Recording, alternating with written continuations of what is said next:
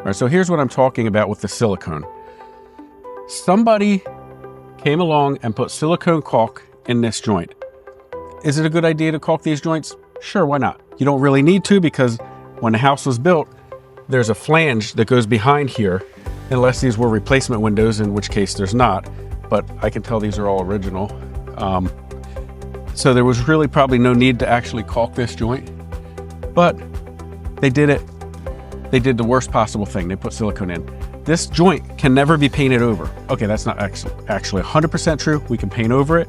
However, paint will never properly adhere to this joint unless we completely cut out all of this caulk, completely cut all this. Now that means all of this ephes has to be replaced, and we have to clean that surface completely in order for paint to adhere properly.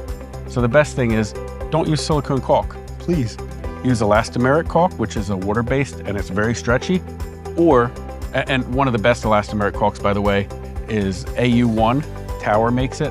Second best, in my opinion, is one of the DAP products. I believe it's DAP that makes it. It's Dynaflex. That's a really nice elastomeric caulk. But never use that like interior Alex's caulk. It won't expand and contract enough. It'll just crack. Or you can use like, you can buy it at Home Depot, Quad. It's a urethane sealant. Urethane sealants can be painted. You can never paint silicone. Don't use silicone anywhere other than a bathroom inside.